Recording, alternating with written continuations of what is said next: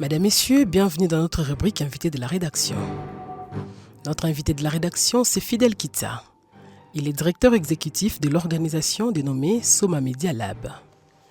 Celui-ci appelle les habitants à l'usage responsable des médias à l'ère de l'intelligence artificielle. Cet expert en communication émet cette recommandation à l'occasion de la Semaine mondiale de l'éducation aux médias et à l'information célébrée chaque année du 24 au 31 octobre. Il rappelle que la lutte contre la circulation de fausses informations n'est pas uniquement l'affaire des acteurs de médias, mais de tous les citoyens.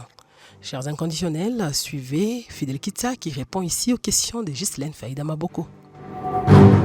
Monsieur Fidel Kitsa, bonjour. Bonjour madame. Vous êtes le directeur exécutif de Soma Media Lab. Du 24 au 31 octobre, c'est la Semaine mondiale de l'éducation aux médias et à l'information.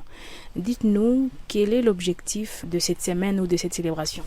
Alors, il faut dire que l'objectif de la Semaine mondiale de l'éducation aux médias et à l'information, c'est de sensibiliser les publics à l'importance de l'éducation aux médias et à l'information, de promouvoir le développement d'un esprit critique, mais aussi de célébrer tous les progrès réalisés dans ces domaines. Alors, pendant cette semaine, des activités sont organisées partout dans le monde pour aider les citoyens à comprendre et à utiliser les informations de manière critique, éthique et responsable dans un environnement numérique. Et donc, la semaine vise à attirer l'attention sur la nécessité de l'éducation aux médias et à l'information pour tous. À côté de cela, elle encourage le développement des compétences qui permettent de comprendre, d'évaluer, voire même d'utiliser les informations de manière autonome et éclairée. Je peux dire, cette semaine, c'est une occasion majeure de sensibiliser les publics au risque de la désinformation, en particulier dans les espaces numériques, et à célébrer les efforts des différentes parties prenantes pour renforcer la culture numérique, mais aussi l'éducation aux médias et à l'information. Il faut dire que cette année, on met beaucoup plus un accent particulier sur l'intelligence artificielle également. Vous habitez la ville de Goma. Comment pouvez-vous évaluer le niveau d'éducation aux médias qu'ont les habitants de Goma? Alors, il s'observe jusque-là un taux réduit des personnes éduquées ou sensibilisées ou formées par rapport à l'usage des médias. Lorsque nous parlons de médias, nous faisons allusion que ce soit aux médias traditionnels et numériques, mais beaucoup plus les médias numériques, les médias digitaux, là où il se passe beaucoup plus de la désinformation.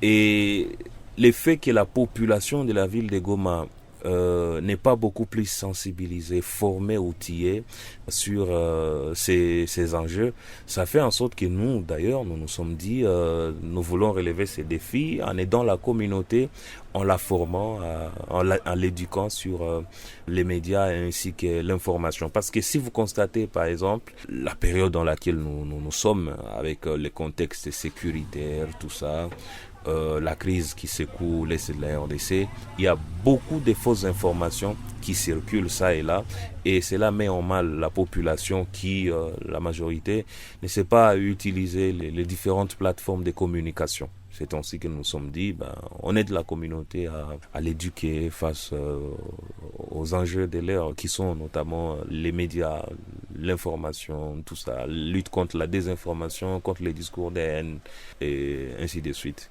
Puisque nous parlons de l'éducation, quels conseils pouvez-vous prodiguer à ceux qui vous écoutent par rapport aux bonnes pratiques afin d'utiliser convenablement les médias? Aujourd'hui, il y a l'intelligence artificielle aussi qui arrive, c'est-à-dire la population doit beaucoup plus être vigilante et prudente. Deux choses que je vais leur dire, il faut juste développer un esprit critique face à toutes les informations qu'ils reçoivent, ça et là. À côté de cela aussi, ils doivent utiliser d'une manière responsable les différentes plateformes de communication lorsque eux aussi communiquent. L'esprit critique nous amène ou nous pousse à la vérification des faits. J'encouragerai la population de la ville de Goma, la communauté, à vérifier toujours les informations qu'ils retrouvent à leur disposition. La vérification des faits se passe notamment à travers le développement d'un esprit critique. Lorsque vous doutez d'une nouvelle, vous doutez d'une information, vous allez vérifier. Et l'effet de vérifier, vous allez vous poser la question de savoir qui a donné cette information, qui est l'auteur de la nouvelle.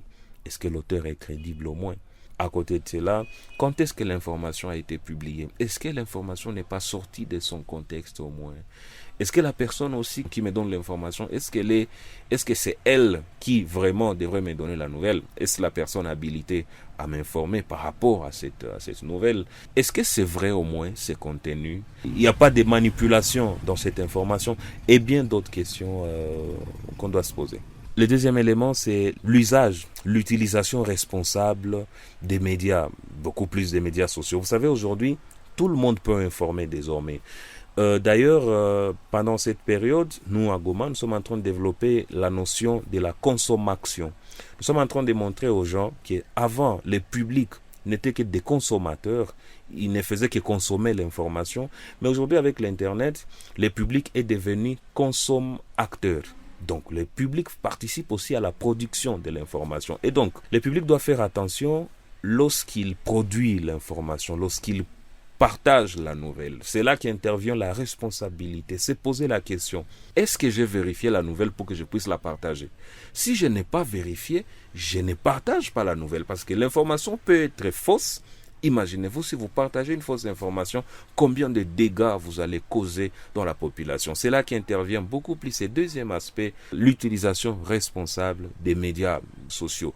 Les gens doivent savoir aussi que les fausses informations sont tellement dangereuses, même plus que les maladies incurables. Parce que les fausses informations créent des dégâts qu'une fois les dégâts sont dans la communauté, il est difficile, je ne vais pas dire il est impossible, il est compliqué, mais il est difficile de les éradiquer.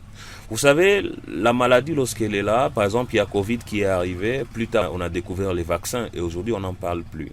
Mais les fausses informations qui se sont multipliées pendant cette période pandémique ont causé des morts. Malheureusement, nous avons enregistré beaucoup de gens dans la ville de Goma qui sont morts de Covid-19. Pourquoi? Parce qu'il y avait des fausses informations qui circulaient ça et là autour de cette maladie et ces gens avaient refusé d'aller à l'hôpital et ils sont morts. Imaginez-vous les dégâts. Ça, c'est seulement pour les cas Covid. Voyez alors d'autres crises sanitaires, crise économique, crise sécuritaire. À Goma, au mois de janvier, il y a des gens qui sont morts, qui ont été blessés, juste parce qu'ils étaient désorientés par une fausse information. Monsieur Fidel Kitsa, nous vous disons merci d'avoir répondu aux questions de la radio Pôle FM. Merci infiniment à notre très chère radio Pôle FM d'avoir pensé à nous et aussi pour son engagement dans la lutte contre les fausses informations et beaucoup plus dans la vulgarisation de ces messages liés à la Semaine mondiale de l'éducation aux médias et à l'information. C'est la fin de notre rubrique invité de la rédaction. Notre invité de la rédaction, c'était Fidel Kitsa. Il est le directeur exécutif de l'organisation dénommée Soma Media Lab.